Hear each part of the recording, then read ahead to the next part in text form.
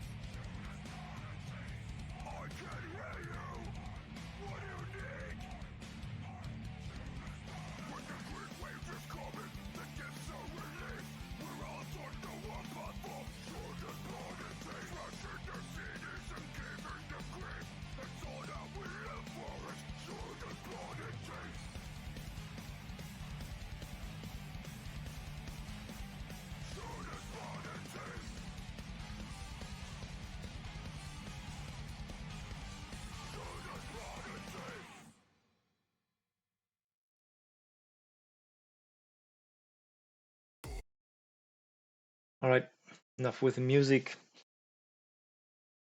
So today we'll look at replays from the cup that have not been casted and will not be casted by Torpid.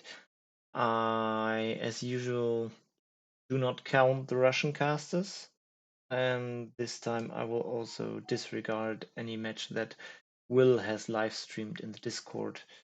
So, because as usual, I'm pretty much doing this for people that have some kind of tourney library.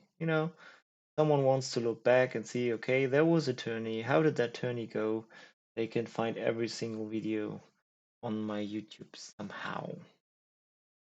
Or at least in the forum thread of the tourney, I will make links for every tourney game in order. And so whatever Torpid casts, it's a Torpid link. And if I do it, it's my YouTube. That way we will probably have everything covered. So starting in round 1, with the first most uneven match from the standings, from the seating, is me versus Piano. I'm very interested in this first game. From what I remember, the Painboy purchase was the main mistake. But let's see what happens. Considering it is me playing, I was pretty okay with the performance. Seeing as I am playing against the latest league winner here.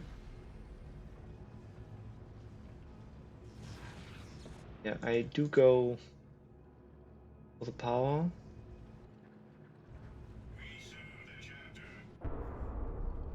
Thinking if I find something, someone, and so be it. Standard build. Double shooters, not double sluggers. Because Tech Marine exists. And I was unable to cap here because instantly found the Tech Marine. Obviously the techs would cap towards the mid, so they could see where they can bleed something. They do find my shooters, and he opens up. Shooters find the scouts as I want. Techs are coming in. Need to go back, so just one model bled so far. I do get a scout model as well, so that's fair. Double scouts able to bleed a shooter.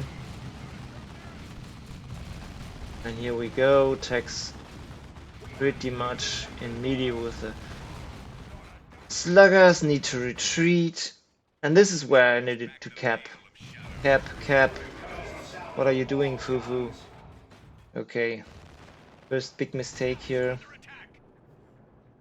Shooters. Well, I guess this is fine. No! Could have pulled through there. But the sluggers are absolutely useless there. He retreated his attack super early before any damage could be done, so it was clear that they would come out instantly again. There was no point in pushing forward. Instead, if I went for the VP here, I wouldn't have bled so many VPs by now. Since I don't get anything here, but fleet 2 more models, pretty useless. So scouts forced off by the shooters. And I see the devs go for Storm Boys, so that's fine. Overwhelming with melee.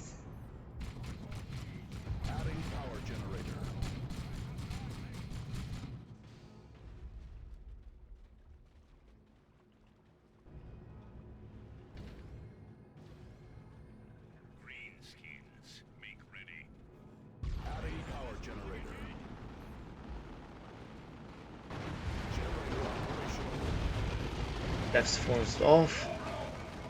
Don't quite agree with that. Well, maybe one, but don't get a second one. So that was quite mindlessly. Just you have Storm Boys, your power spike is now more upgrades. What do I get? Get the big shooter. I do not quite agree with that, seeing as he went for Devastators. K-Nob grenades would have been fine, because now I would be able to actually do something.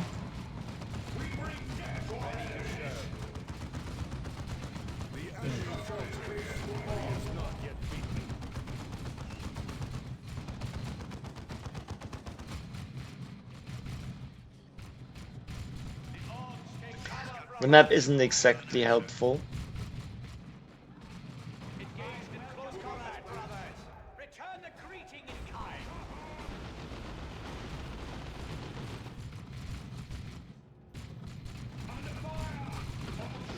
And I never really get to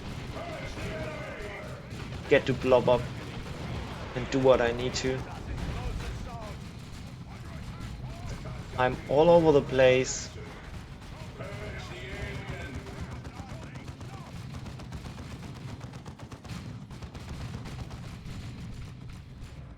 Forget to drop gens.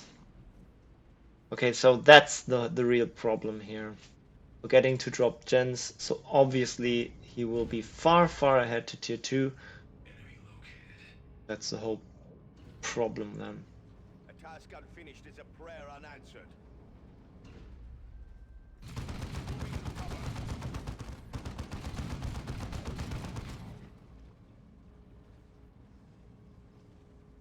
Now I get the sticks.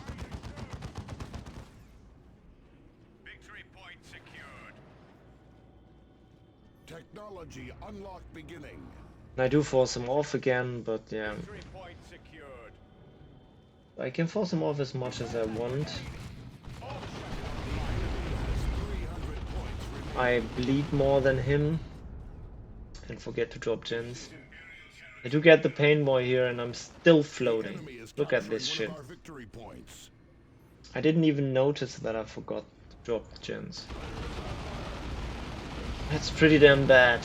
While he went for pretty light tier 1. I mean, it's just Devastator and Sarge, so obviously he would be super far ahead in tech race.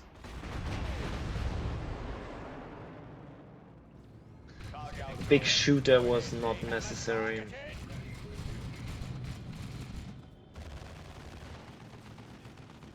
Double shooters in K-Nob is already okay enough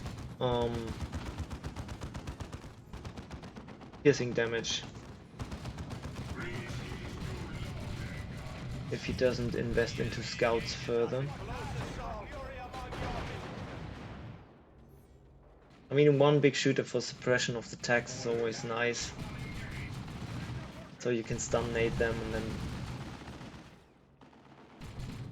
or suppress anything really and cover it with a stun nade. So you have something forced off before the actual... before you actually go in and the real army versus army fight starts. So he's got the Razorback coming out while I'm nowhere near. Hey, I dropped one gen. Understood. I was so busy with all the micro.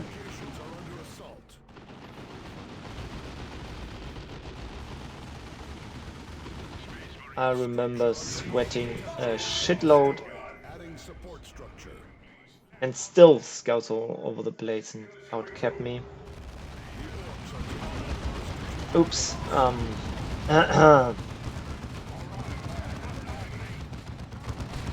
Maybe for the next replays I will actually manage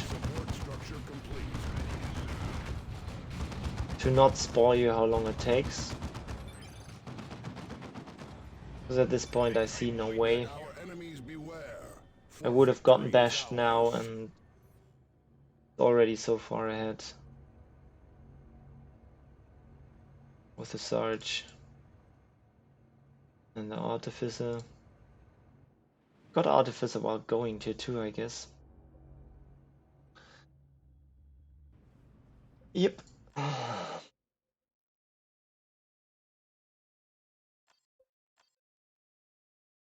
I guess you could say I could have tried more, but it feels like I was now forced into AV while he would have dropped Stern Guard, and then it's just Tax and Stern Guard and Attack Marine frontlining retarded amounts of piercing damage, bleeding all your boys. And if you fucking jump them, there's a Devastator behind them, so yeah. Not much point.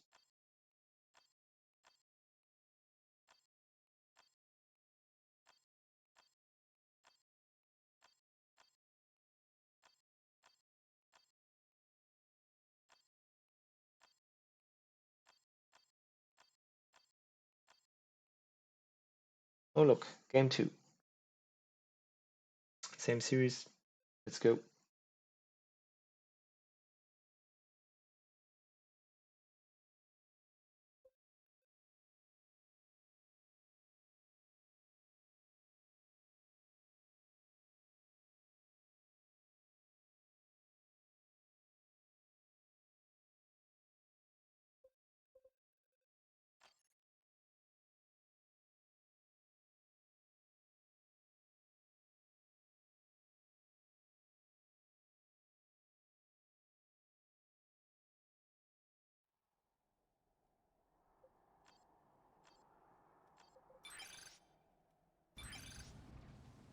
There we go. Game 2, Orkov decided to go for the boss.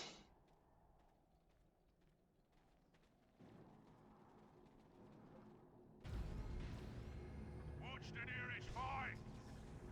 Lock and loaded, boss.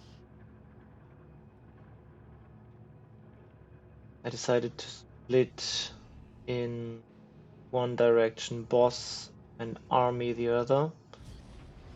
Well, he just goes everything to one side of the map, which usually would mean that I'm supposed to stall. Terrible teleport there, helps me a lot.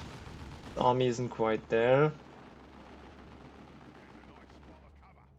yet. I guess he does cap that one point.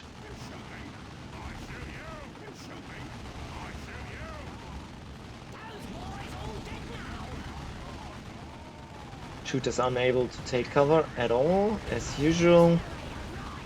Slugger's in a bad position, he gets instant lucky special, and I just get the brick out as good as I can.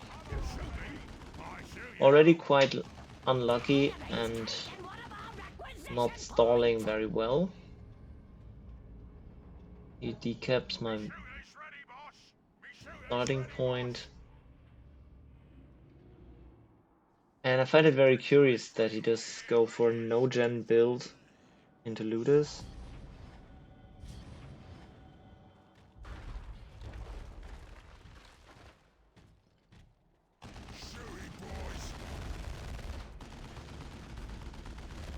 Oh, here comes the boss.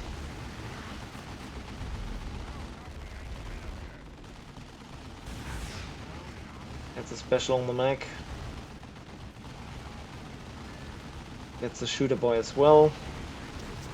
And there's a looter. Fresh out of base.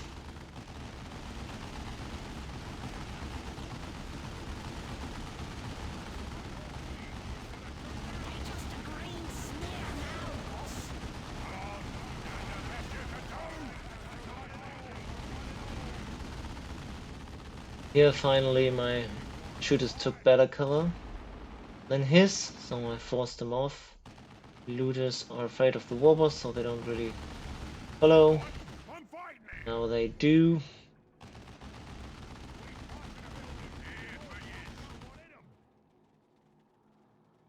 Great split sluggers, awesome, really. Now I'm the one getting the special.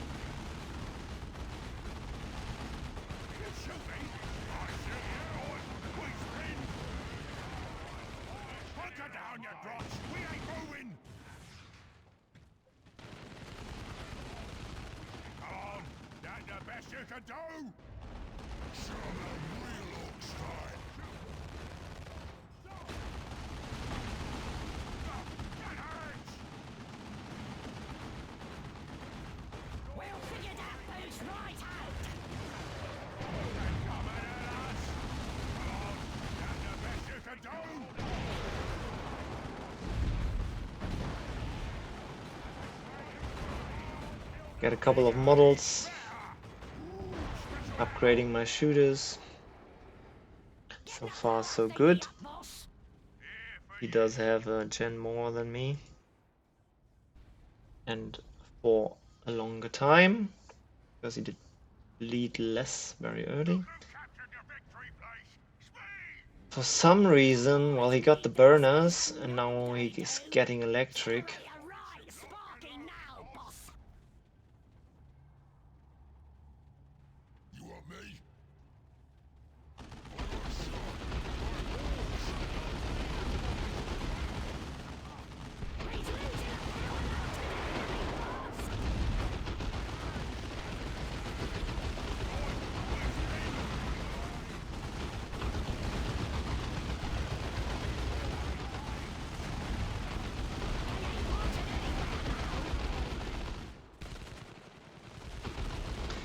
Lost one.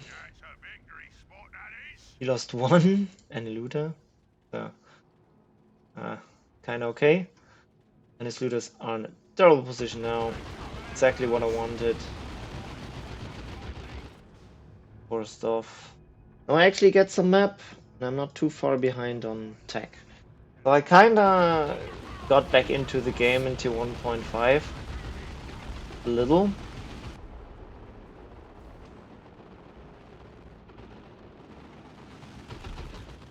I was quite happy with how the game went here and now.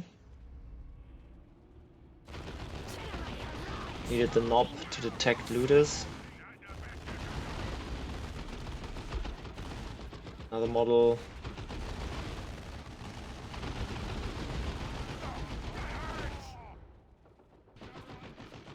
Laga's retreat.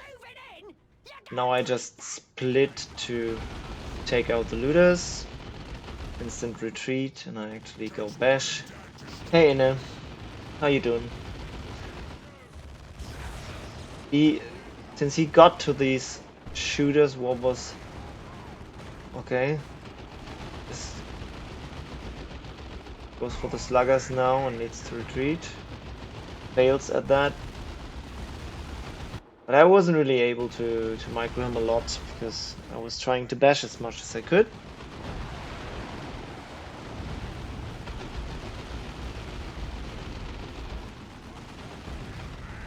I think I should have meated them. There was no need to retreat there already.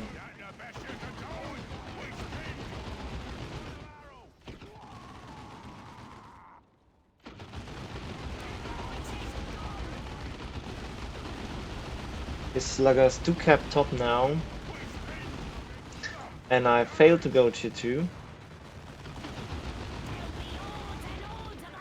Well, 17 is not the worst float.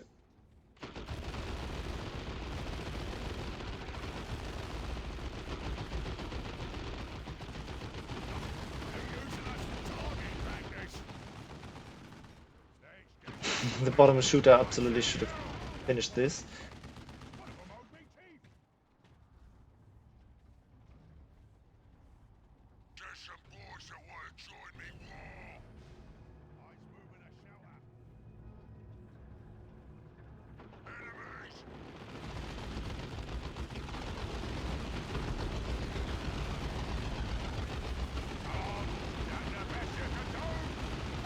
Oh yeah, now I do a fufu.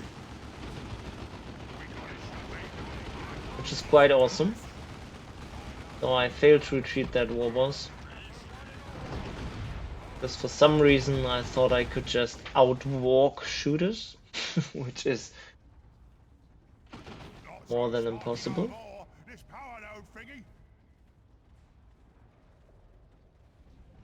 His truck's here, my tier 2's coming. Slugger knob as well. And this is pretty iffy.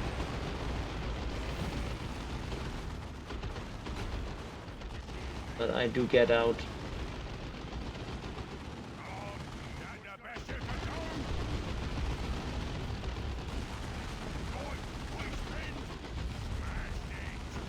Having lost the warboss hurts.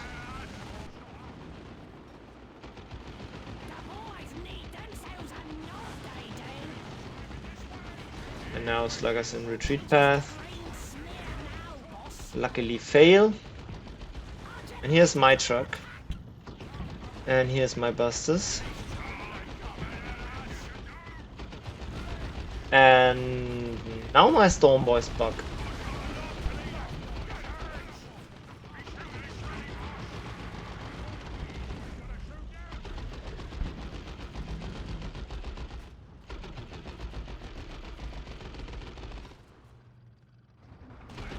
Oh, the chat's not in. I'm telling him. Usually a rematch at this point. And that's basically what I decided. But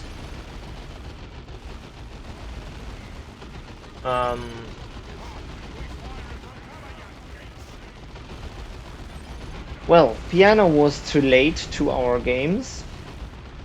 Way too late.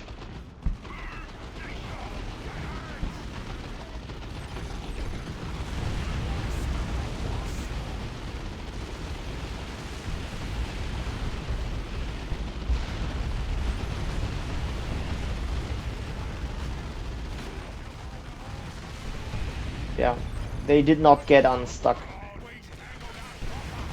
Nice when that shit happens in a tourney game.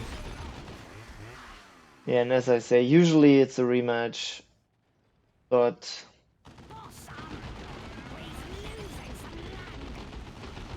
we didn't have the time because someone was so fucking late.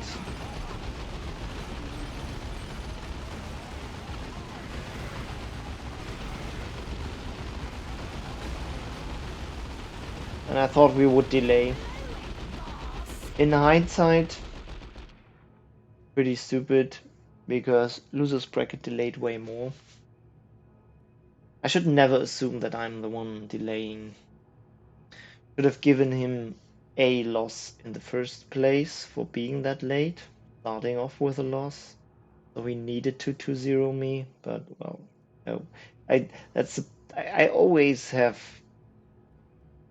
ressentiments to give myself some kind of advantage due to organizational things. So it's fine. However, giving myself a disadvantage like that and not replaying, not so sure. Alright, so that was the first series of games. Piano versus Fufu.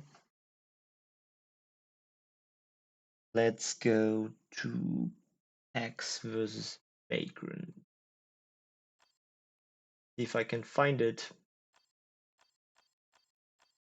This is probably the ones I casted and everything.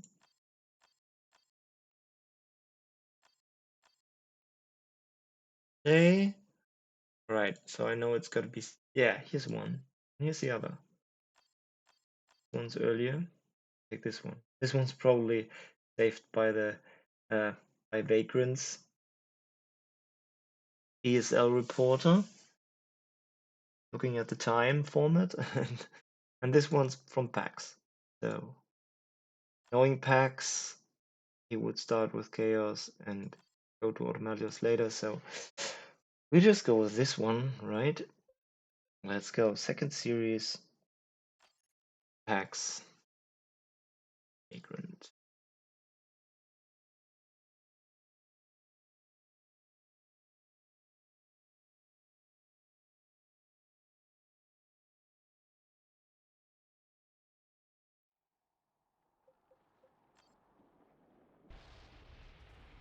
Chaos Lordy Lord.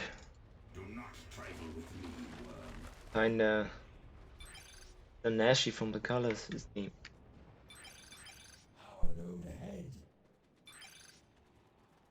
old style heretics. Not the claw, but the swords.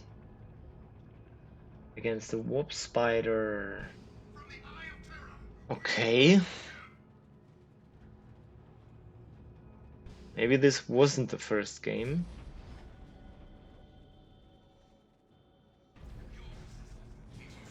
Who knows?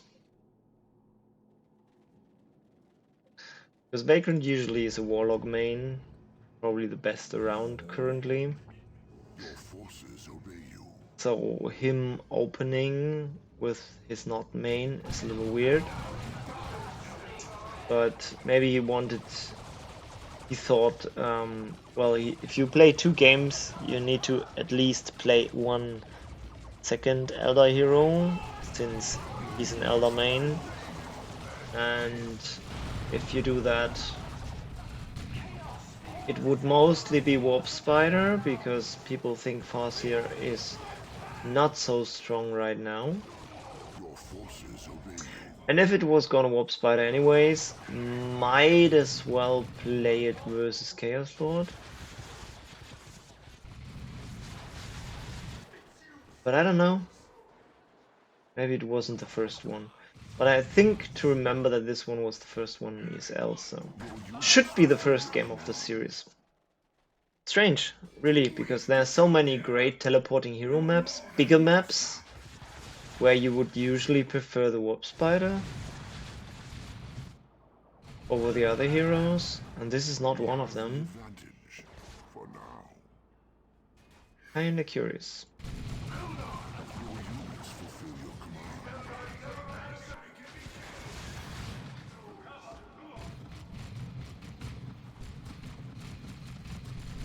Ooh, this one's gonna... yeah.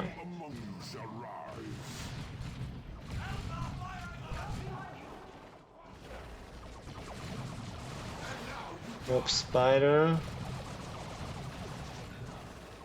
Getting out. Oh, he upgraded the AC on the ones that are forced off. That's very helpful for Vagrant, because a lot of early pressure is gone with that. No good timing push.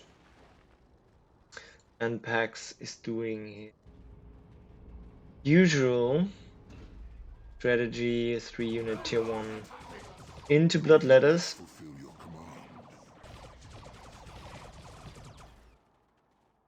Vagrant already has 1 grenade, fleeting there to help his Banshees.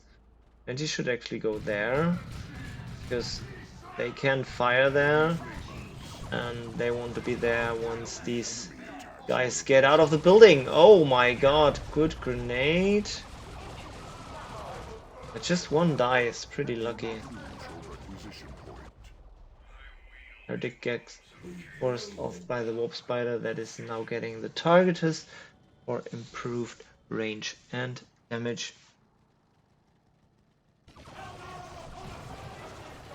ACs cannot deal with that. Too much fire support. Even though the Banshees were in full HP, this is nothing the Heretics can win.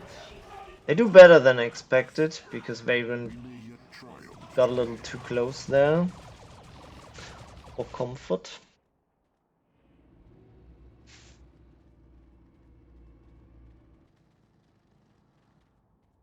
So 1 Banshee and 1 Guardian go down for 7 Heretics. I think that's pretty worth. Look at the XP on these 2 units. Pretty strong. Combi Flamer. Really a classic. But I don't know if Combi Flamer is the right thing here. I mean, there's double Guardians to focus him down. And the Warp Spider as well. I mean, what's he gonna bleed with that? Not gonna bleed Banshees, because they will melee him, and Guardians can just keep that distance. Ever since the range was nerfed, there shouldn't really be a way. Yeah, I think Banshees should just brute force that.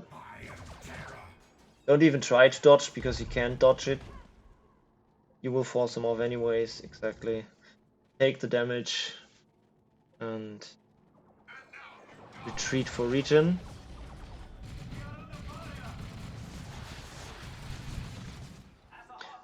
Favorable position here from the Warp Spider. And teleport to the next cover as well.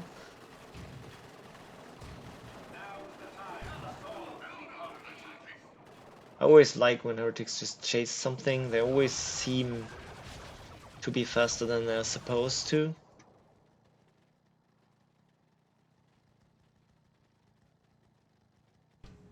More power from Vagrant.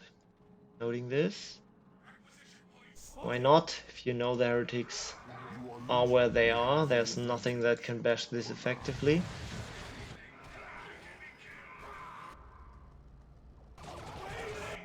I guess he just assumed that these Heretics would go down this side.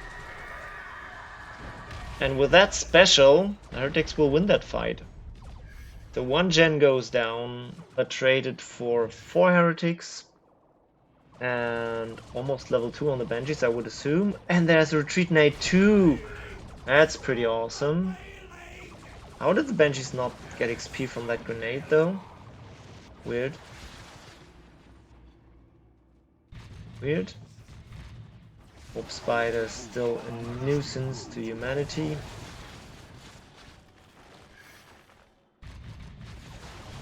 Oof.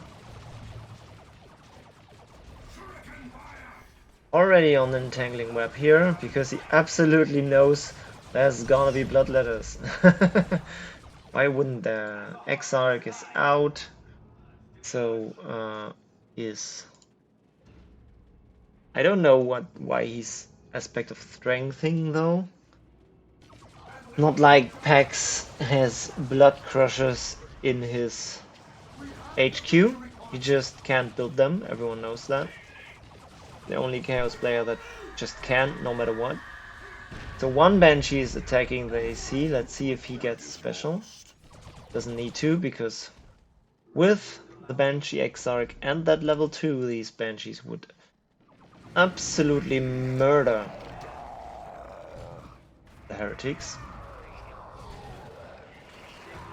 Well, not absolutely. They could still lose 1 or 2 models, but they would certainly win the fight. No questions asked. Especially if they get a special because they attack the AC. And since they made it to tier 2, the AC would be absolutely unable to special back. So, question is just, do the Banshees win this or do they win this handily? Tangling Web on the Bloodletters makes them stay in place there for a second. Banshees find the next Heretics to tear apart.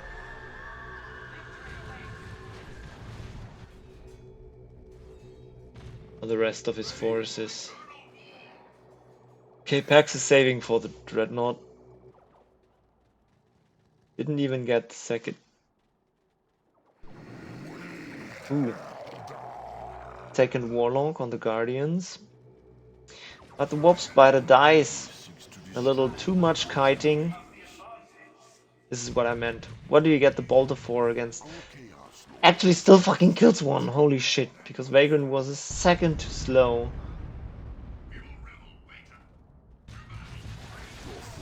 And there's Warp Spiders, yes.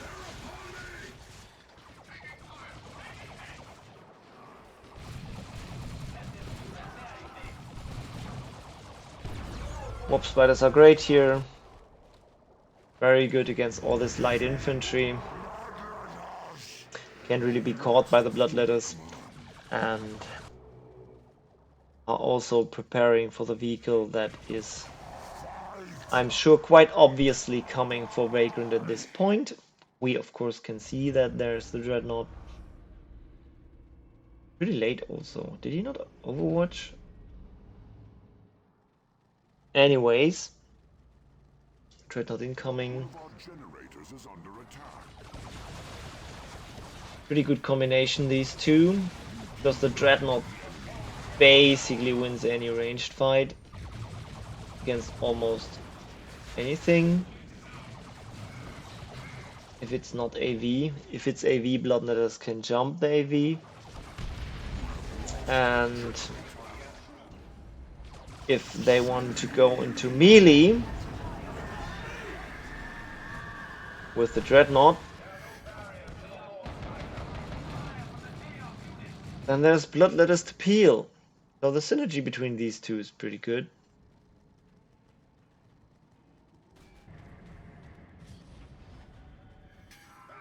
So feels like, yeah, either go tier 3 and double up on the melee with the Seer Council, or get a Bright Lance. Blood Sacrifice for more temporarily.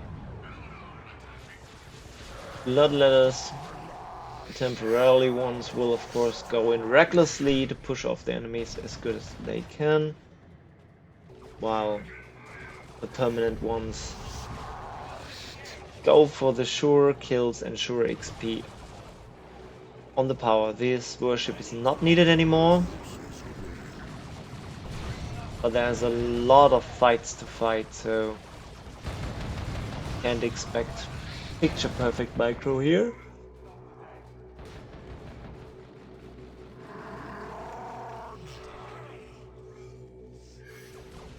Yeah, worship Bloodletters can handily beat these Banshees, but not if they're locked in place by the Warp Spider. Then the Banshees have free reign on the Heretics, and without worship, and Banshees being level 2, 3 even, a whole different story. Suddenly Bloodletters can't win this. One more goes down, Banshees are happy. And will, with how low they are, not engage the Dreadnought. Warp Spiders only now. Nope. He was thinking about the Haywire, but he also thinks that Seer Council is way more important because he did invest into tier 3 to get that, so now delaying that to get tier 2 upgrades, in that case you could have gotten the tier 2 upgrades from the start and would have been way more effective. Generally, I mean, he's a way better player than me. I would have probably, okay, probably went for a Wraithlord there and tried the good old Warp Spiders and Wraithlord kind of tactics. And then I would have lost to the fucking Plague Marines. So I think this is smarter.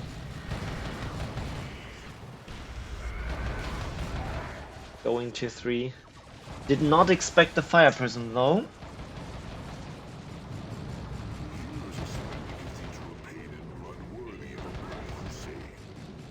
Alright, Pax is tier 3 too.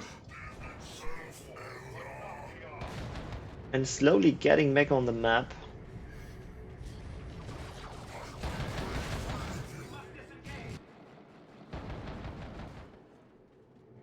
Not even the Exarch on the Warp Spiders.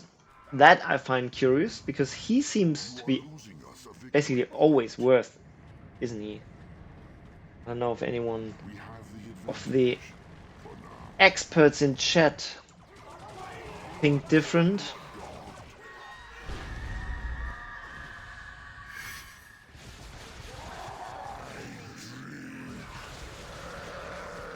Because he in...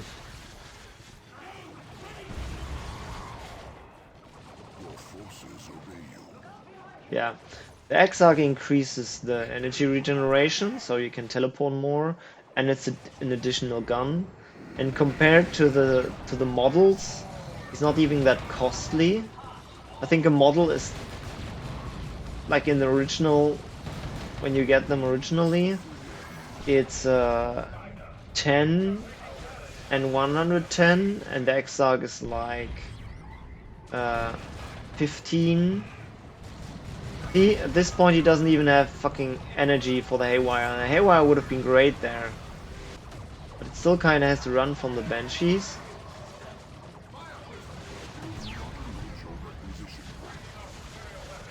Now there's an Exarch. So the Exarch isn't that much more expensive than normal models. Basically, I don't even know if he has the same gun. He only gets the dual Death Spinner with a aspect. But he increases that energy regeneration, and that's worth a lot. I mean, theoretically, apart from dropping the Warp Spiders and a couple of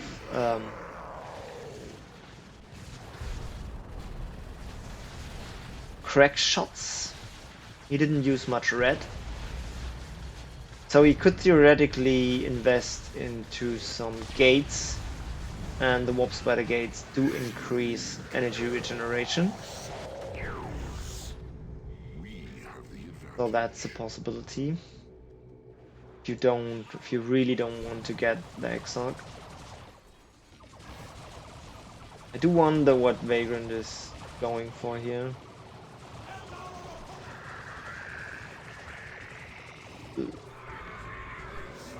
Actual kill by the Banshee handguns. Very rare sight. Not the best position here, yeah.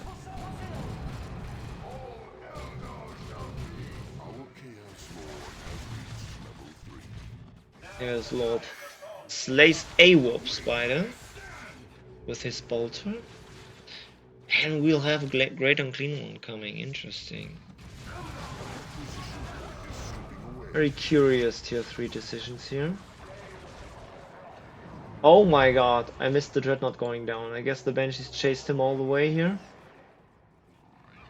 Ah, so sorry. So we've seen the Fire Prism landing the shot that made this piece of cover. The Banshees were on his ass, so I guess they chased him that way, and there was nothing there to actually help it.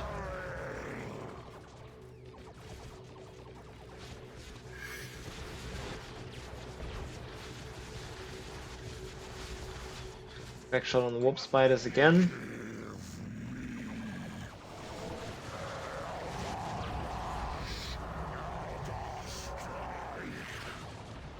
Vagrant's getting a lot of nap.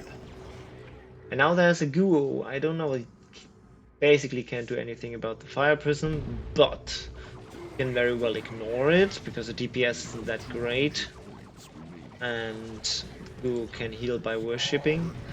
So he can just go around and try to snipe the models. Units fulfill your command.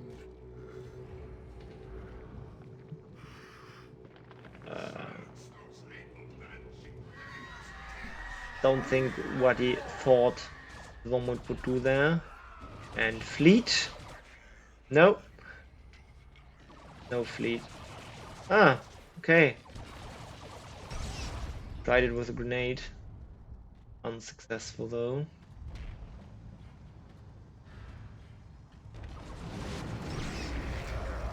What? How did that do so little damage? Confused.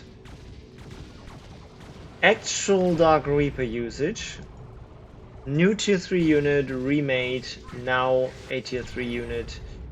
Can slow and do have Inferno and Plasma damage, I think. So very good against this super heavy infantry armor type. And generally a ranged superiority unit. Yeah, that does good damage to the Guru. They also have an ability to block jump and teleport abilities, so movement abilities basically, entirely. So if they use that on the Bloodletters, they can jump anymore. Then she's on the side lane, tearing apart the CSM over and over. If that victory point is lost, Easy level 4, almost level 2 Prism, almost level 2 Guardians, and almost level 3 Warp Spiders. Now he really has that ranged superiority, and if the Reapers, I mean, he's with Guo is slow and can be kited. Demons can be blocked from jumping. This does not look like a favorable composition for packs, and the Predator is will have a very hard time to save this. Because there's a Haywire as well, so he can't just rush into the Fire Prism if the Warp Spiders are anywhere near, or the Banshees to help that. Also there's double repair support, and that alone helps a lot. That's, I think, the slow there from the Reapers, the red circle. Try to kite.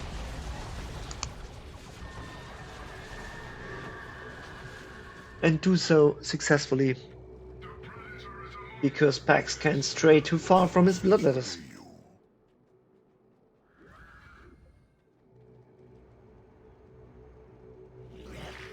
we have 100 points remaining.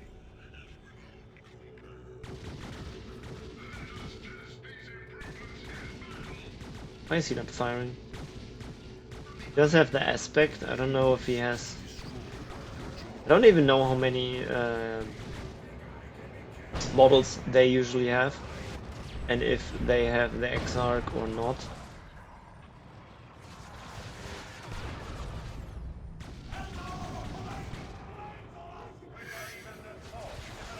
Crackshot on the Warp Spiders. Always the Warp Spiders. Pax is pretty pressured. Do or die, VPs are running in, out. Now or never. Pushes Bloodletters in, almost die. Who kinda standing there. For some reason, Fire Prism successfully evades the Predator. The Predator is not following it for some reason. For Micro Overload reasons, probably.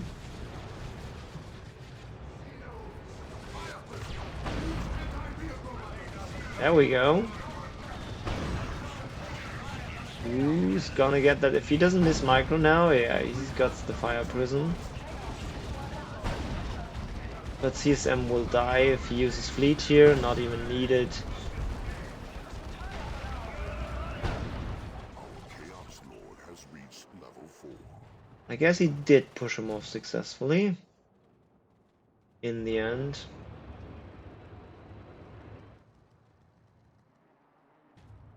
Didn't even lose anything for it. Oh well, the CSM died. Forge the armor of Khorne. Face armor on the Warp Spider.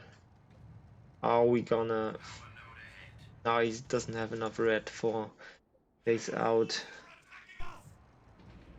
Into Storm.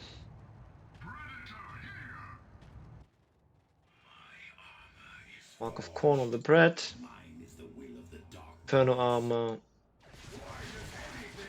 On the Chaos Lord.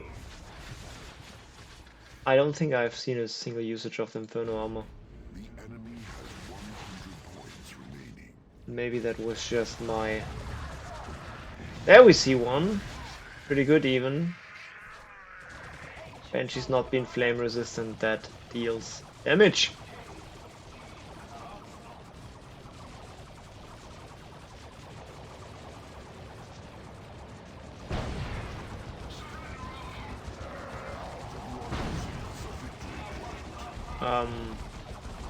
Yeah.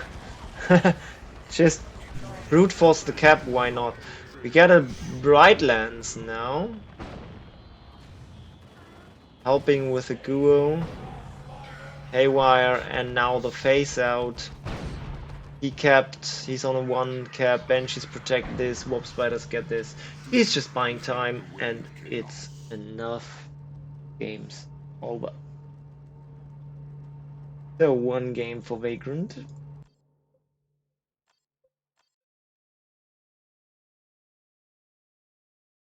Let's see. I mean, most of you probably know how the games went in the end, but I will still try to not spoil anything. Second game. Let's go.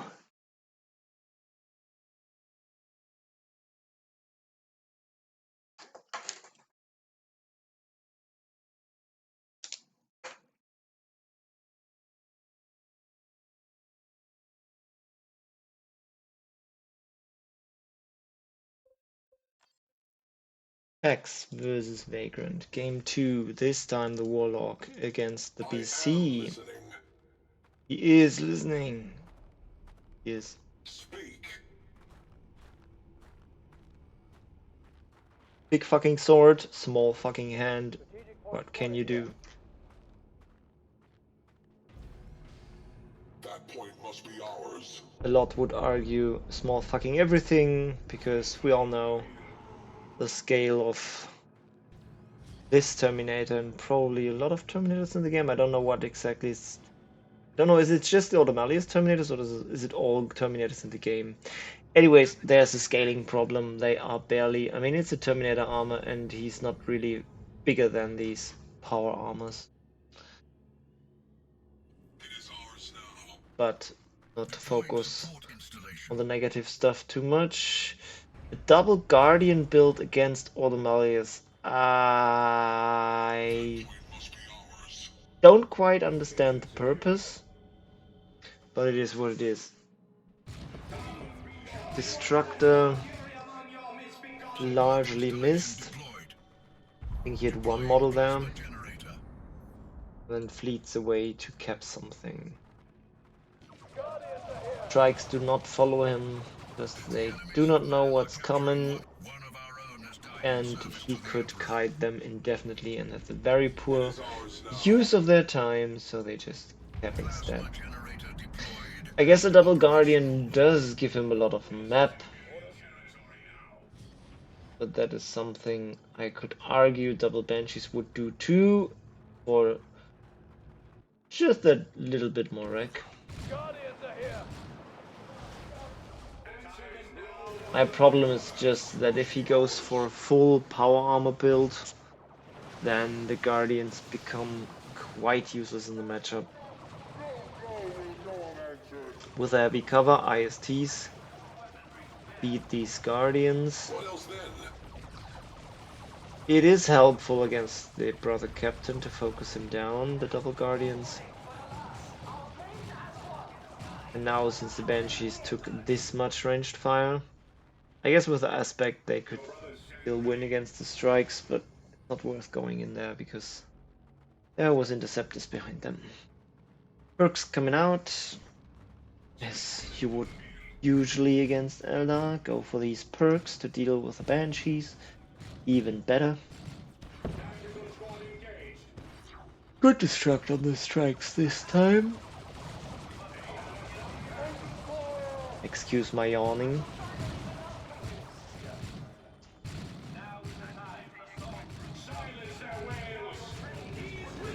Warlock takes care of these perks and suddenly the Banshees can go in, no problem. While the brother captain is chasing Guardians, killed one here. And the Banshees just bash now. Gather the Warlock. Not the best use of his time, but he wants to keep him there to put out the next Destructor, that's fine. Otherwise, capping this would have been way more helpful. Another kill for the captain. That's something. While the ISTs cap up the other side. Vanilla Rangers, not vanilla anymore, are very helpful against Automalius because they can beat ISTs on the side lane. Rangers in general, then helpful because you get back your range superiority. And suddenly that Automalius with the Purgation is forced to go in onto you. Pax dropped way too many gens, trying to go for the 3-unit build. I think the 1-1-1-1, so interceptors as well, would have been the thing to do here. Would have gotten him a lot of map and some easy fights, especially with the Rangers coming out. Probably led to a Mercenary Switchblade then. Drain the interceptor's energy after jump.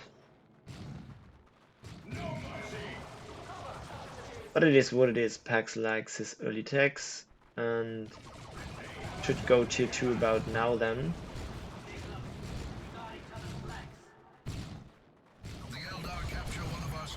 Okay, dodge on the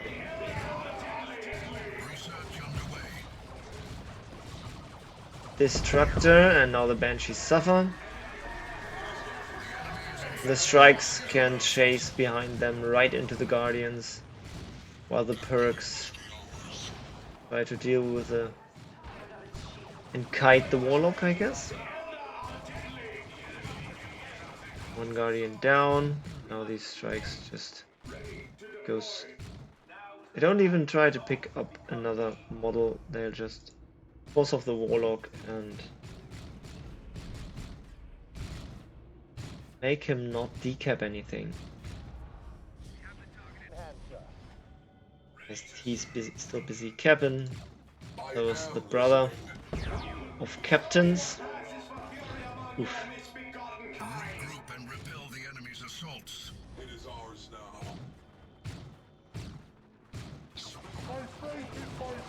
And Vagrant is miles ahead of the tier 2.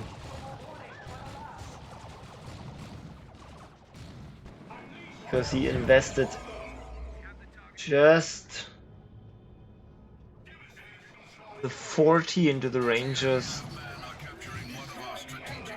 and the 20 into the Fleetness, so almost 60. While Pax Actually invested less, so it's just the map control and the Bastion that makes Vagrant win this. Or at least makes him be so far ahead.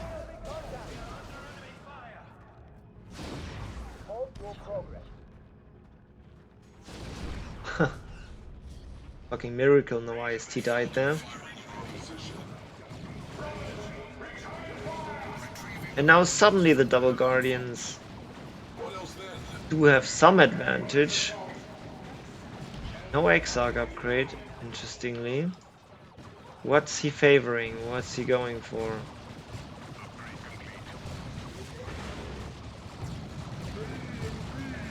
Because the double repair on the Falcon will help him. Perks die. Deal with the Rhino. Because the DPS on this thing is frankly not so strong. Mobile AV is just pretty damn good, so both vehicles having the same HP, and I wouldn't even know who does more AV DPS. Not helpful if he doesn't. Yeah, he can. But the thing, you can't move and hit the enemy vehicle with your AV with your vehicle. You have to cease fire and manually target it whenever you think the cooldown is over. Pax actually microed that pretty bad. Uses the Mind Blades here, but Warlock coming in with the corners. That is a power melee weapon, so helps a lot in the melee fight, and the ability would have slaughtered them if they didn't retreat right there.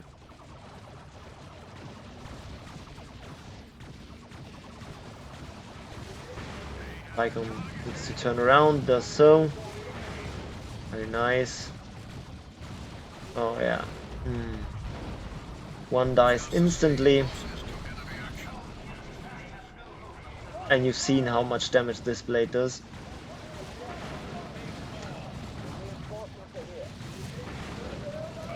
Looks like Pax is pretty base locked. Double repair really paying off here. Warlocks are in to increase the range DPS.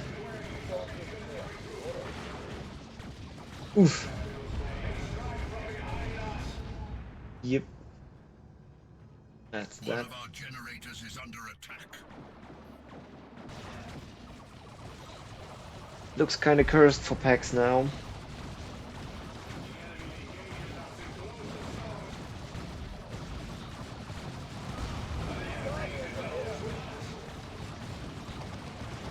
I mean, he had a capping unit less. Our enemies are besting us. So he couldn't really keep map control early on. And then never really got it back. Because he never went for 4 units. Here, let's get to it. That point must be ours. Thank you for acknowledging that that's work. What you don't do to the things you do to keep this community alive.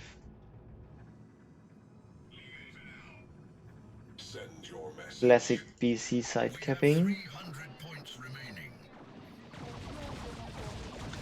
Very typical for Pax to do. What word? Point of Finally have some AV. Like Cannon and Vindicare, like non-vehicle AV. Strike my position.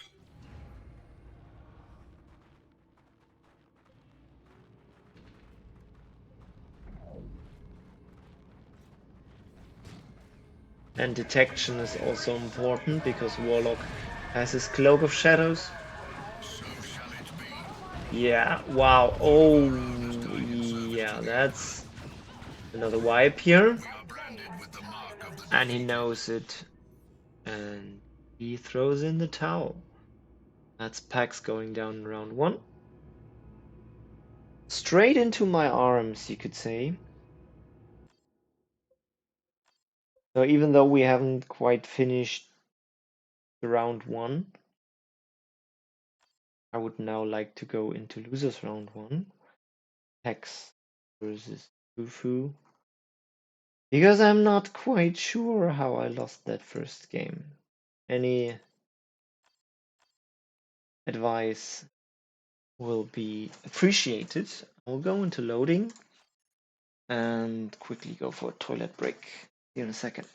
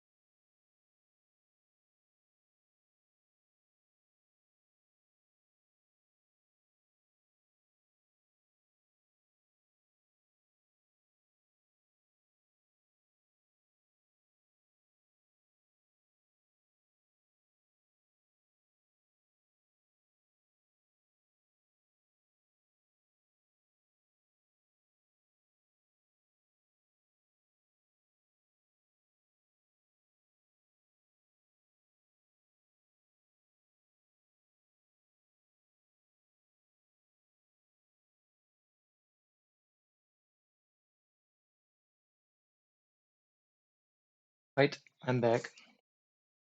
Let me see, by the way, do these words work?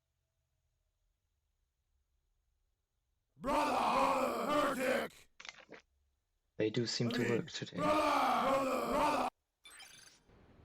Okay, so Pax versus that Fufu noob guy we've seen before. This time on Mac Boy. Picked the Mac Boy because the map allows it. And I thought about how to split my units, and I thought wrong. I thought I want my Mac on the garrison side of things, while here is more stuff to teleport around. Garrison obviously helps, but not smart. I want the main part of my army, the side where my power farm is, so I can kind of defend that. I actually sent these down here. They could have tried to deal with it. I mean, if his positioning was perfect, and if I didn't get burners, I wouldn't be able to force this off. But on the other side,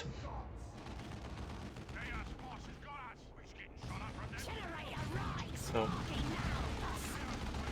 trying to kiting Chaos Lord, and at least I force off these heretics. McBoy will later react, but these heretics are now free to bash me. And that's the main problem. Maybe I should have even gone with McBoy and Sluggers down this side. Well, then I wouldn't have forced off these. It was probably McBoy this side and army. All cursed, all fucking cursed. Because really these two units alone can force off these three.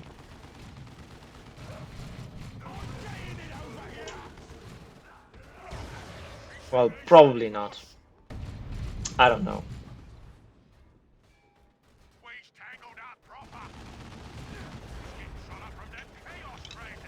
Heretics run into my sluggers again.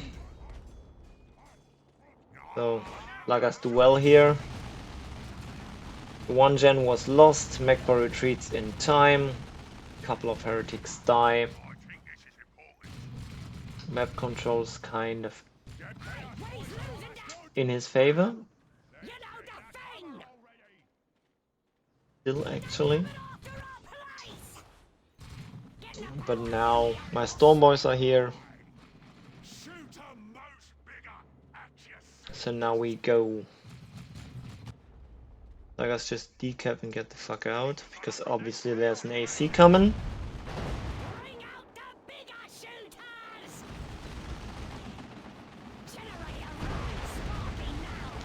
Now is my time to shine. The usual power spike of Orks when the Storm Boys come out and you upgrade the shooters or anything else really. I wanted one shooter first so I could suppress the Chaos Marines if he tries to just buy time in cover. And then after that I hope, nope, I go for another shooter. I was hoping I would go for electric armor, but this is fine too. See, I suppress them so they don't do too much damage to the Storm Boys that have advantage anyways because they are close to the generator.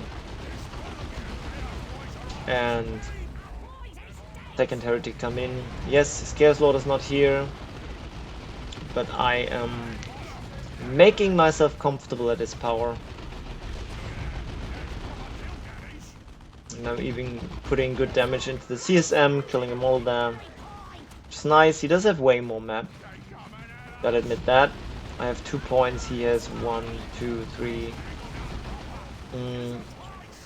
Not that much more, but VPs are a problem.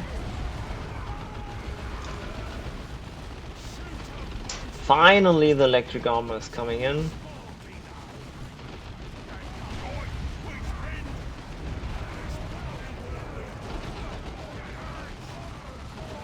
Oh, I should have jumped here and killed him. Why did I not wipe these A's? Well, probably a little too greedy, I don't know. So I kill all of his power, which is nice. But now I really need to start capping stuff.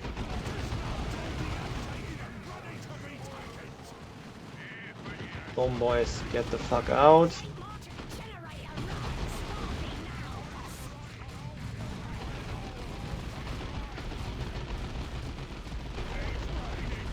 Heretics get into the shooters anyways. And now he forces me off finally. McBoy can't really decide how he wants to go into cover.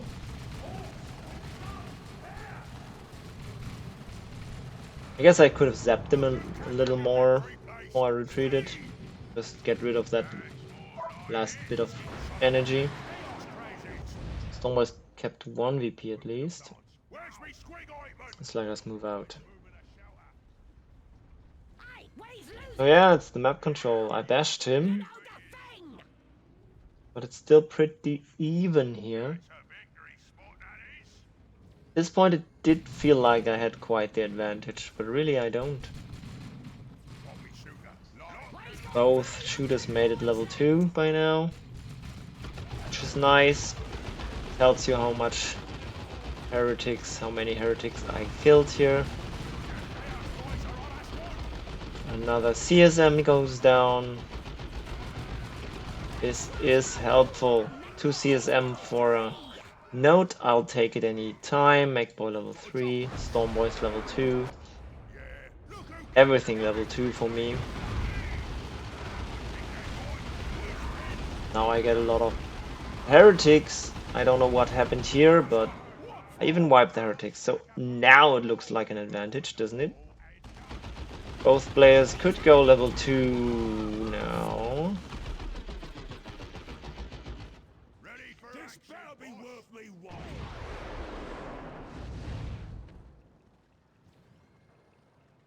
Come on, in. Even more heretics die. And now I cap.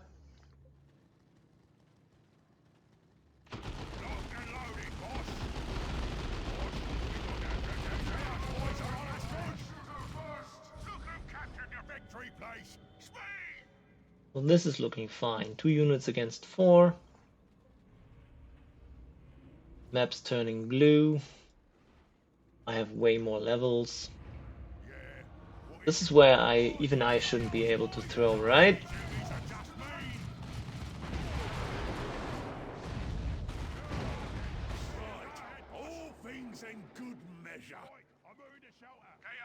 Maybe I should have played an armor switch here. Then again, costs even more energy, and if you don't have energy, you don't want to use Have a Taste. Kinda hurts to not have these Stormboys full.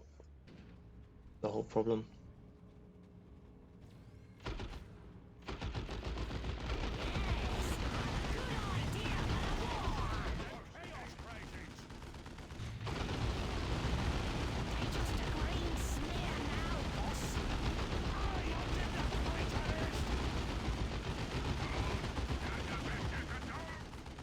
So now I get his Chaos Lord. Failed salvo from the Macboy, but the next 2 work out. Lead 2 Stormboys, 2 bad micro.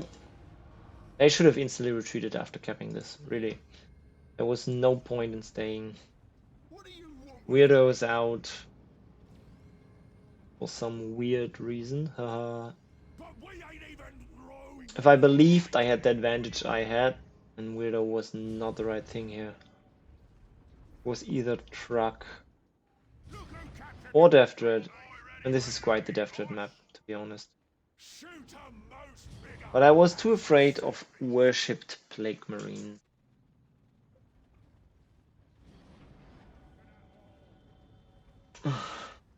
Just too afraid. So I went for the Weirdo. And obviously the knobs would be coming in at some point.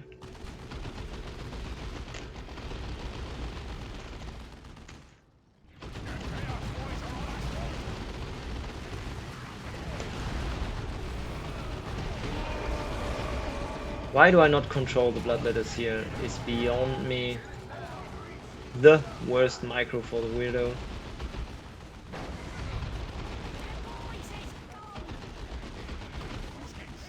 That was such a terrible fight. There was no reason to go in that deep in the first place. We've just kept firing.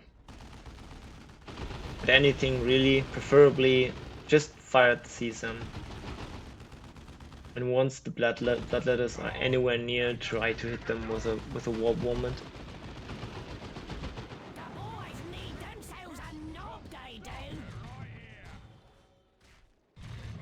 Guess I could have tried them being level 2 and the knob coming in. They could have taken him. My bad.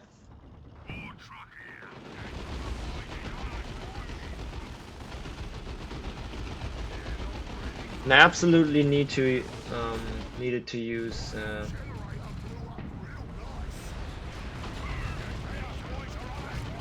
Why are they not in the truck yet? Holy shit. Just path blocked by the truck to not jump into the truck. Ready for action, Someone boss. not died here, looks like. I need to get him back. Here for yous. Now he gets to get That's a victory spot, that is. plagues. I really have trouble with these bloodletters. Just getting shot up from them chaos crazies.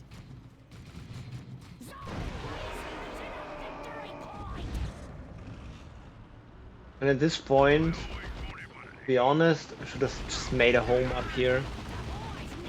Weirdo's really bad decision on this map, because he can't fire up and down these slopes. So the positions you can take are very, very limited.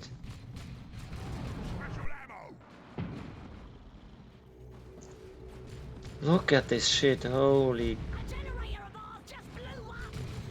Dude!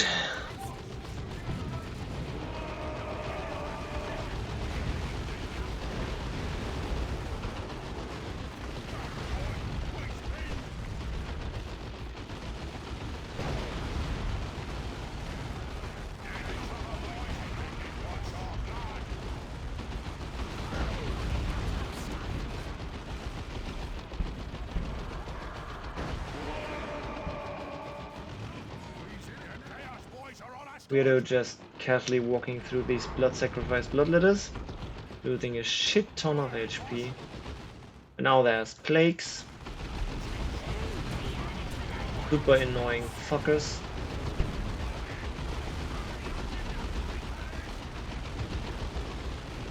Just casually tanking all my army.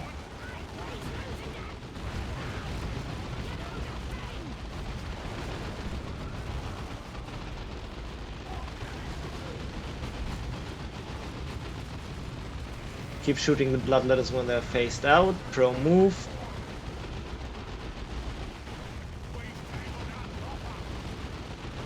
I need to start ignoring bloodletters. Just fucking ignore them, no matter what.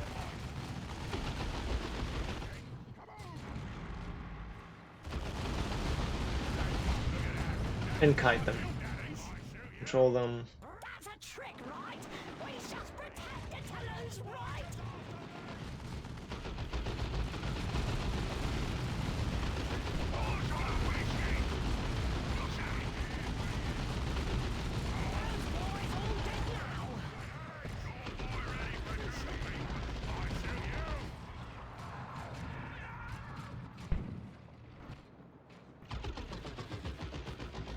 The shooter is ready, boss.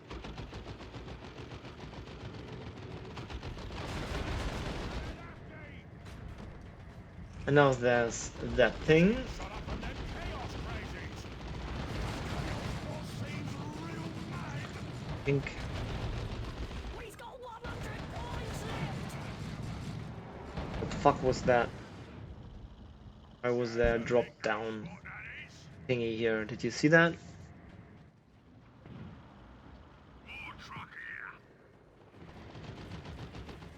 Boss, please Got the Magboy shooter, so he would be able to better force off the Chaos Lord on the side lanes, and it kind of pays off here. Boys are on us good. Let's Oof, They're just a green smear now. not so great.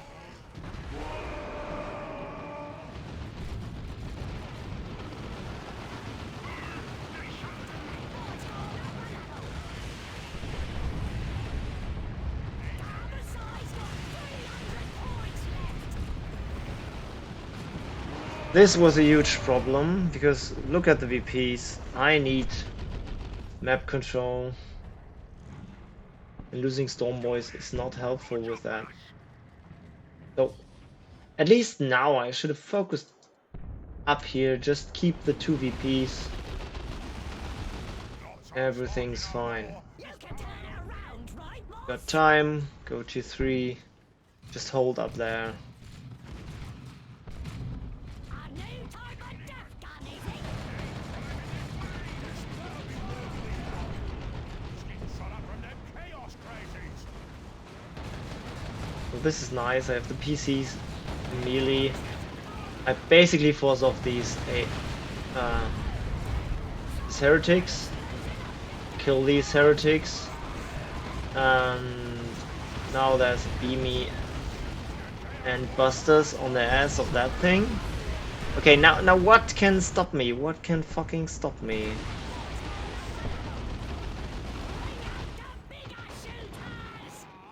Send everything up here and hold it. Here for yous. The red means I am buying way too little and more ducking way too little. I have a Warthog and a Weirdo, both basically there to avoid exactly that. Any AoE damage or melee on my ranged blob. Then I send them in alone. Well, okay. Now I think I'll do a huge macro misplay, sending the truck over to deal with that. Absolutely borderline stupid. Double shooters would have been good to deal with that. Together with a Mag Boy, if he teleported now. But looks like I'm busy here. Especially with a force field. He could do well against the Bloodletters. Control them exactly what I need. That thing should have come out way earlier. Now I retreat him too early because I'm afraid of the fucking Plague Bolters. That's stupid as well.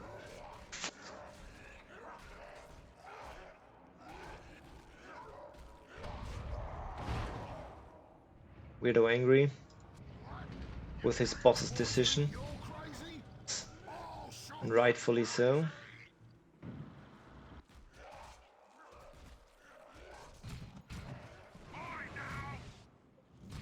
He's just going for the VPs.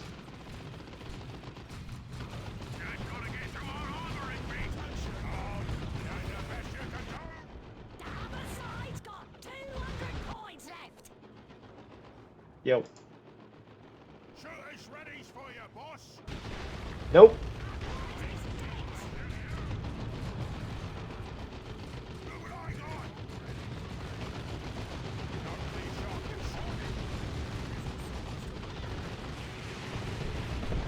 Yep, that's just me, completely unable to do anything against fucking Bloodletters. Could have been so easy. Just get the Death Dread and see that you keep something on the Plague Marines. Thirdly, custom force field Mech Boy. I mean, if you have the electric armor already and you have the extra HP with that and the amount of levels, just custom force field melee the plagues and kill everything else with your death threats. Multiple then even. Who cares?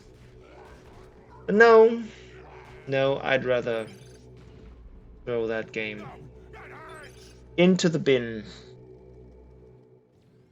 I am really lost against Chaos Tier 2. Really lost.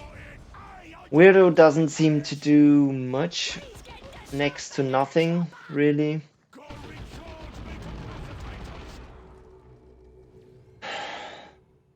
I guess the truck is okay-ish.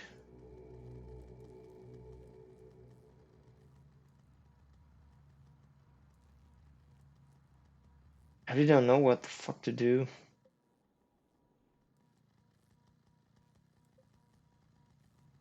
Can you overwhelm him in melee? If you just build more sluggers and upgrade them, just go in, YOLO, call the boys, fuck up everything. Biggest problem are the Bloodletters. And with the Call the Boys and the big war, you basically ignore them, go in, kill all the heretics, and then turn around and kill the Bloodletters too.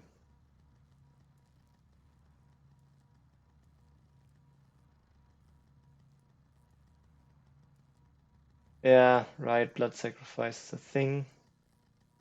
But you can also kite them pretty well.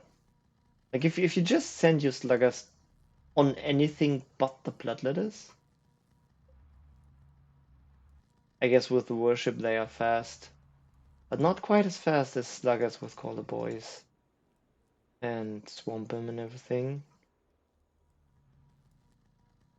I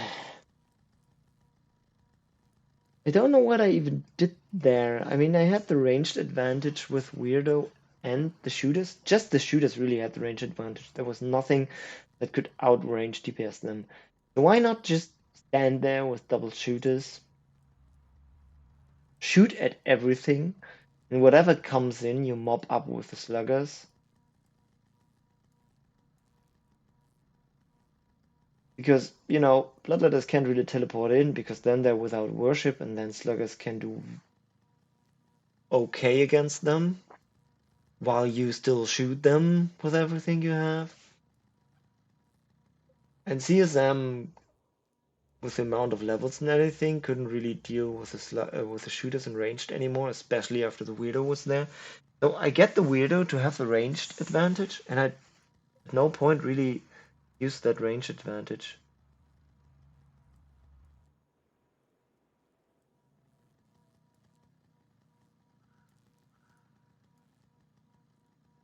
I need to think of a suitable army composition against that.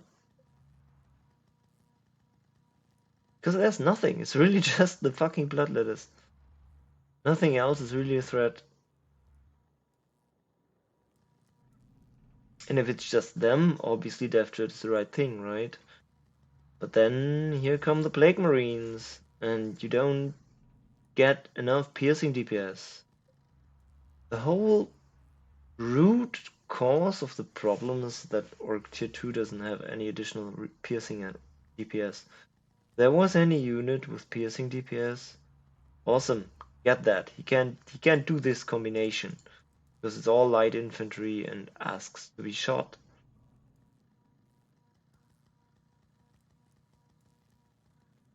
And the only thing really to support your shooters is a Weirdo.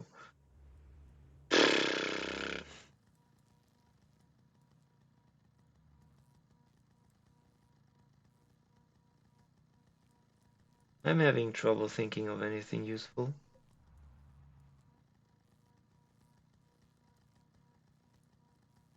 Just shoot them. I guess the Weirdo makes sure that the enemy doesn't shoot back with that shit by keeping them on their asses, and the shooters just focus whatever there is front lying for the enemy. So I think the Weirdo was arguably the right decision. Death Dread as well. But I start disliking the truck.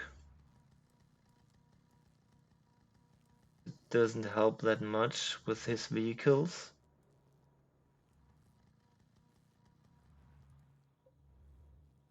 Maybe you could truck if he goes Blood Crusher, but Pax never does that. Okay, that's game one. We're not watching game two because Tolpit was gonna cast that. So spoiler, there's no game three.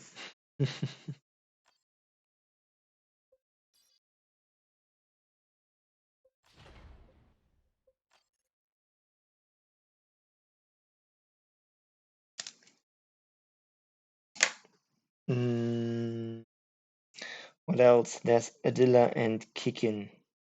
I guess we can. Oh, I don't have the replays yet, right? I think Adilla sent them to me. Let's see. So it's somewhere here then.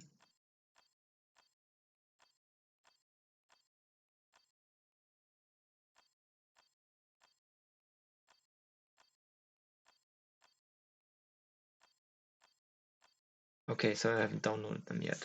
So we're not doing Adilla versus Kickin. But the other two series have 3 games, and I don't have time for 3 games. Okay, let me see if I can quickly download at these games. Adilla. number 1, 2,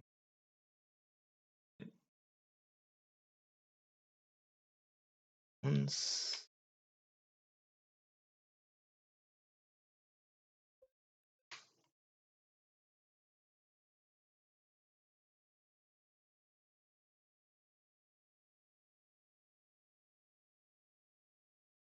Paste in my playbacks. Out. Pop in again. There they are. This should be the first then.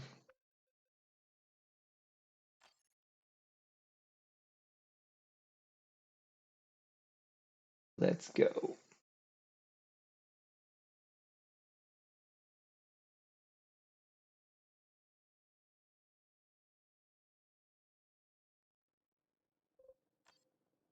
Kicking on the war boss. Kicking on the war boss against good old Adela on the apothecary. Interesting. Why not? Adela actually leans towards the left side with Apo, and you would expect the text to follow. Just a curious decision. I would thought that he would like to cover the side with the garrisons.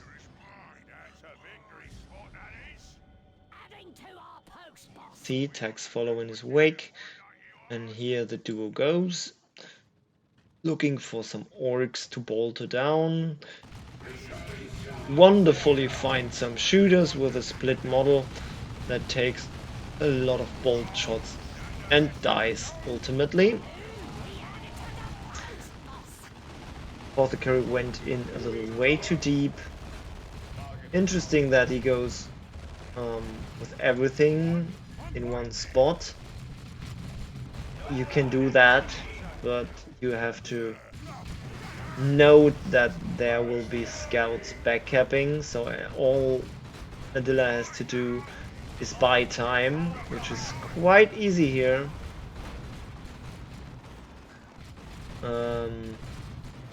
Maybe kill some models. Oh, early shotgun, that's weird. On the other hand, since Kikin left his shooters behind to cap, it's not a buying of time kind of situation, but you actually want to win this. Because the shooters will heal the scouts. So that was interesting. I need to note that when Warboss just tried to force a fight in the mid early and then send the shooters capping. That's quite smart.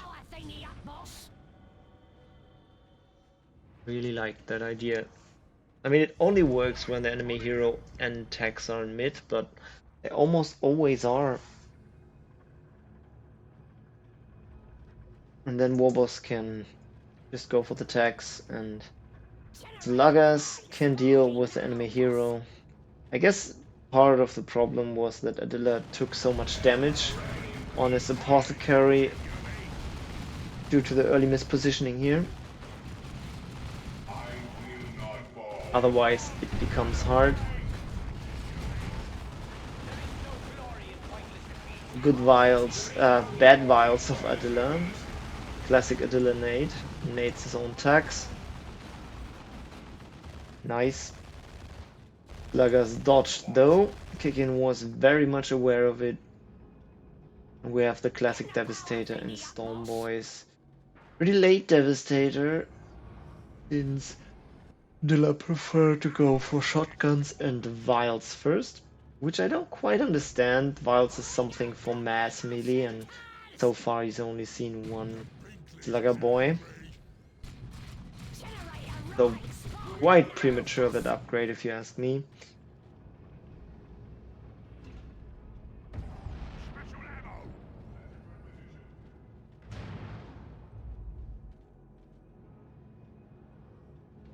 Devastators would have done so much more in that fight. And I don't quite think the early shotgun was needed in that fight. He already had the warboss basically suppressed by his base turrets.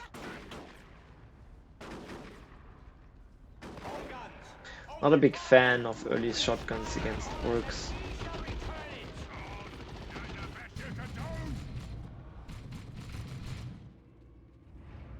What? I'm fighting here. Weird kind of setup. And the shotguns are coming, but that's all there is. Ooh, very lucky special there. Putting those storm boys right back into the vials. While those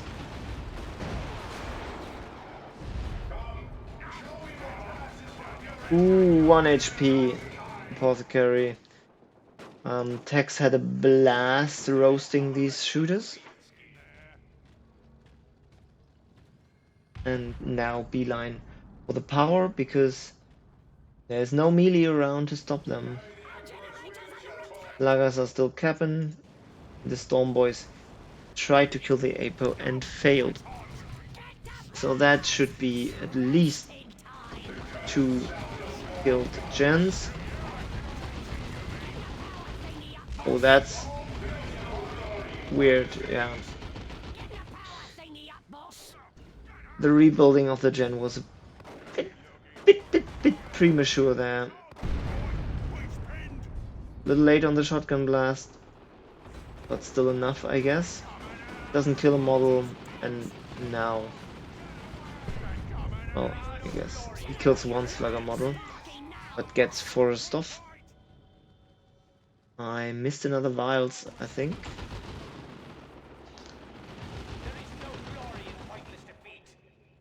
Devastator setting up, and I do not agree even a bit to have them on 2 models. That's a very easy wipe for Storm Boys. Smart to chair down and go there. Very smart decision.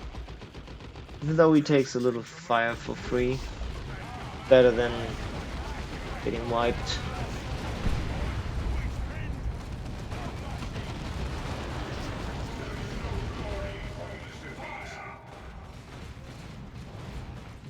Oh wow.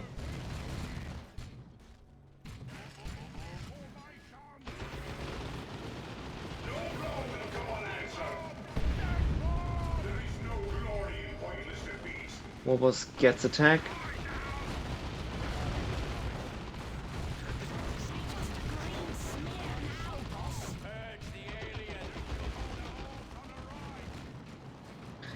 Attila head is going for side power.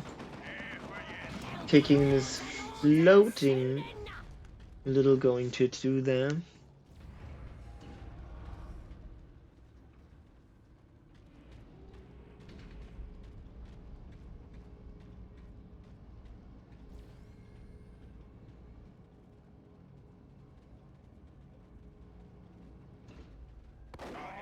That the best you can do? That's a victory spot, that is. Storm boy ready for duty. Zog, he's losing a victory point. Not sure I get it.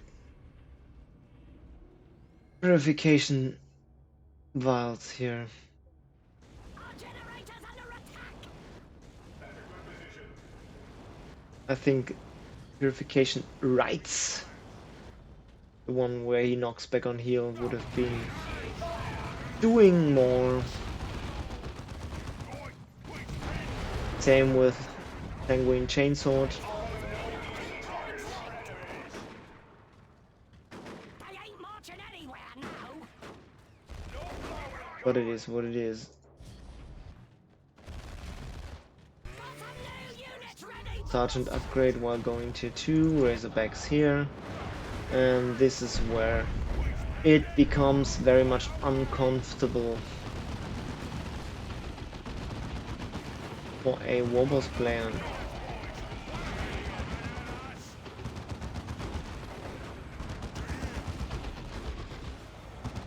Busters are incoming, so is the armor upgrade.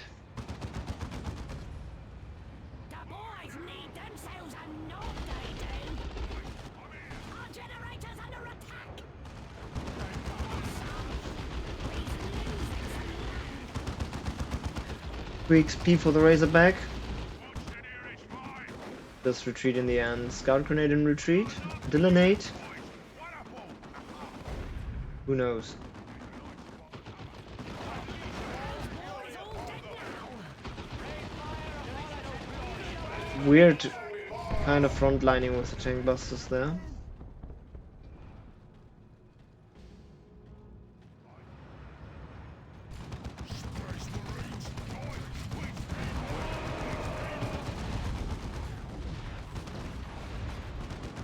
Stagger jump makes them not attack.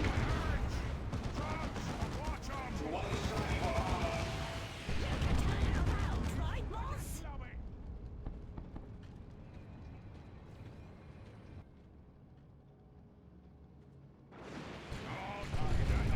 Boys need themselves a nod, they do. Stern's coming in. With no support really, basically drops them onto the bomb boys. They do need to change ammunition though.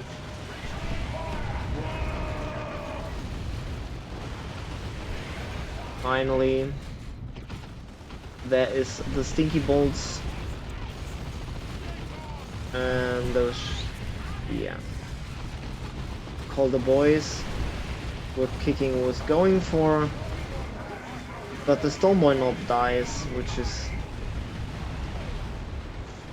very problematic for 2 Stern Gun models though. So he gets something for his efforts. Nice scout shotgun in the end.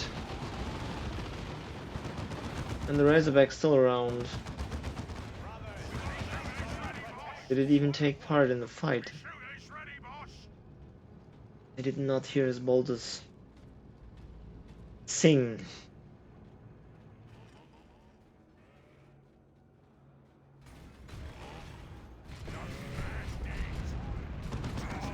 That's the best you can do.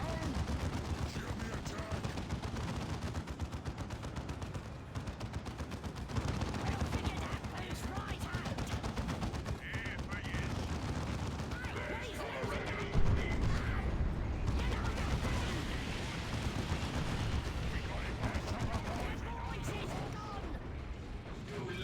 yous. That's a trick, right? We just pretended to lose, right? Yeah. And now Our generator's under attack. both players leading quite a lot of wreck. Points left.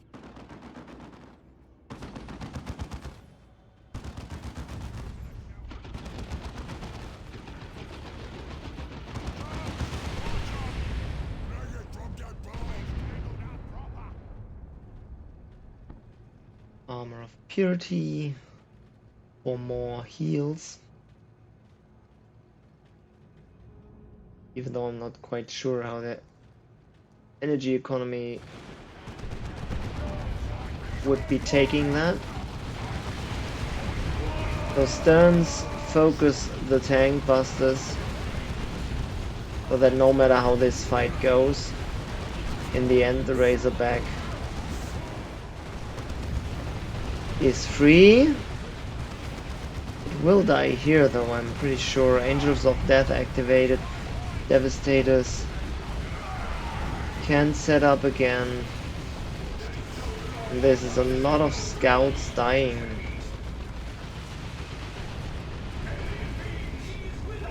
Oh my god. So all the scouts wiped. Oh yeah, look at the VPs.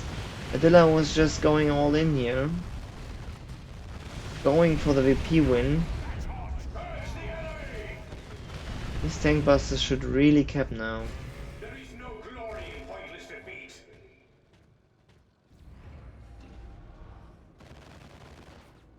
And with these Sterns and Techs still alive, and coming out extra quick because Apothecary exists. Other boys probably on cooldown and Kicking is floating.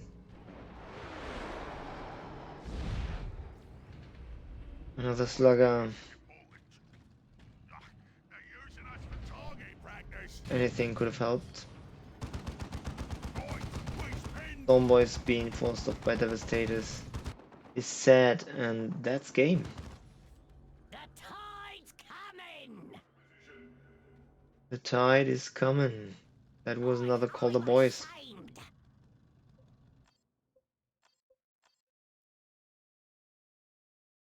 To reinforce that, but I am really not a fan of base Call the Boys. I'd rather reinforce and use the Call the Boys the next fight if you still have the red end requisition. I mean, you would have to reinforce like 10 models to make that worth.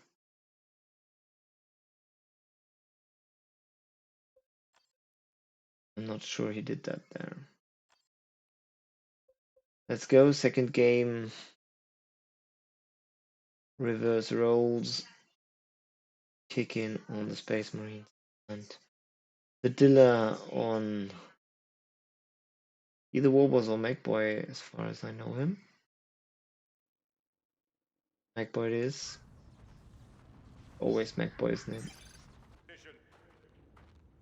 This better be worth me while. Base Commander. I think this is important. Watch the nearest fight. I think this is important.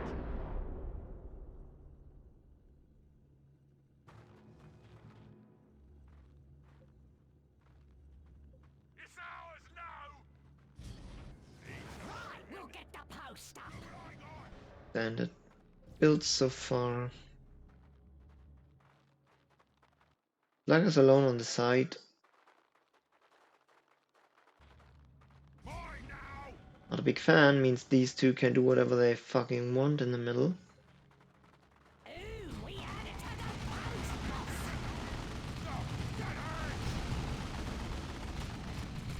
Our boys is dead.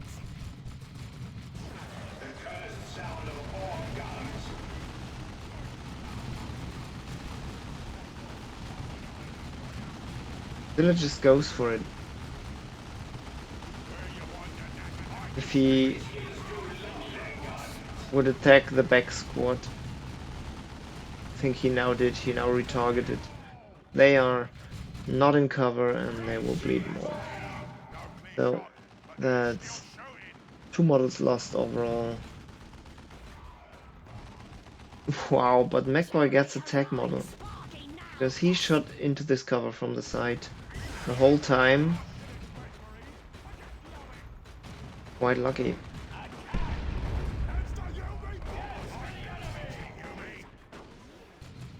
Another early shotgun, but this time it makes more sense because it's on an early second tactical build. Boss, he's losing some land. Which I don't dislike if he goes for another scout.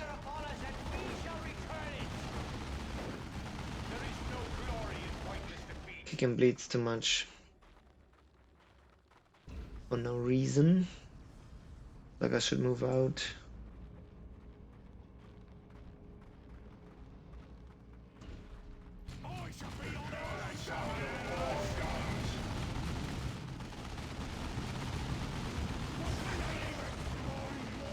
Quite close.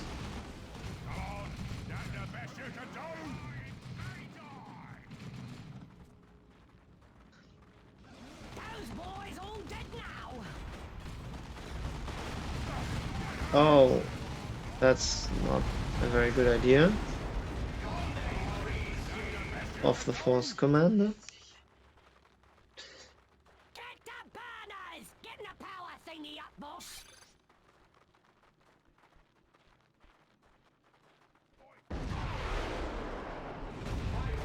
What was he gonna do with all the wreck float though?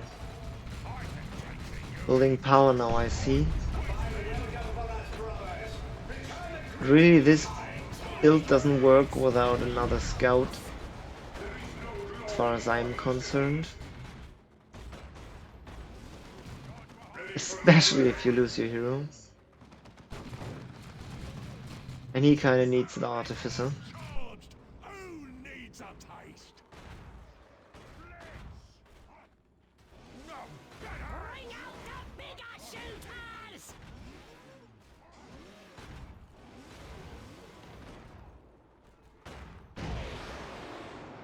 The boys is gone! What do you want with it? Gets one stone boy for his troubles. I ain't even one of these. All right. We'll figure that boost right out! Yeah. What is it? Why is he keeping the stone boys in the fight though? Oh yeah, I was just about to say probably going for battery, isn't he? And there we go. Bad kind of positioning on these tags. But with the shotgun in the back, they can deal. And now there's nothing that can deal with attacks. No Storm Boys, no Mag Energy. The enemy's taken one of our positions!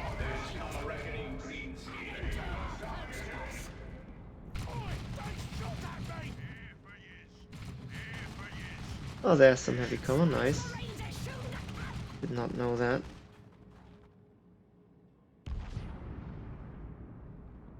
We got it, boss. Same as this, I guess. Ooh, we added to the post, boss!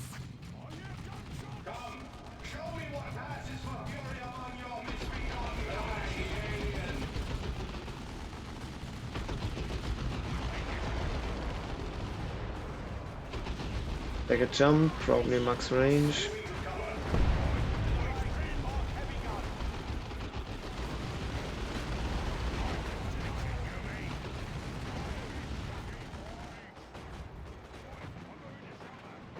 That's from the back.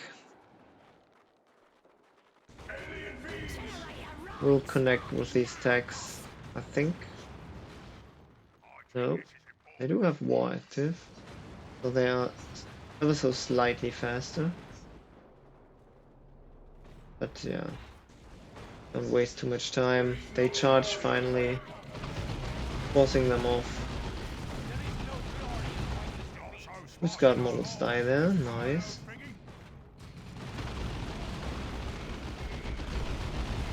Just a green smear now, boss!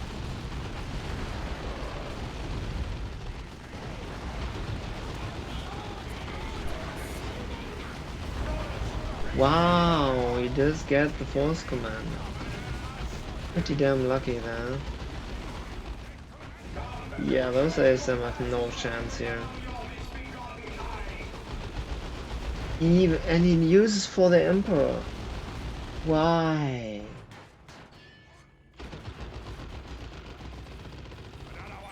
You can't 1v1 Storm Boys. Like the moment the Storm Boys were back up on their feet, both squads had half HP. So the Storm Boys would win this. Obviously. And they even had double shooter support, so how? I think this is important. Unless you get millions of lucky specials. Yes, before the Emperor came in, but that was a little late.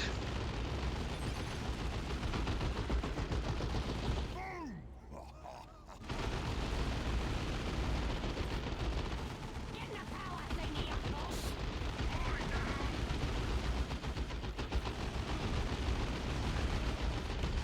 There'll be hordes and hordes of us soon! Yep, Kickin just dropped, and we are now watching Adila bash the AI. Now, boss! Get the Why power not? thingy up, boss! Boss, That's AI behavior, losing some land to clearly. right spotting now! So no point. Adila won this, and I'm done for today. We will go on with casting uncast tourney matches next Wednesday then. I'll You then, pretty quiet Wednesday. Why did no one watch? Weird. So many people usually. Well, I know chat as well. Yeah, guess my bad for coming half an hour late. What can you do? Alrighty, boys. Have a good one. I'm sneaking out.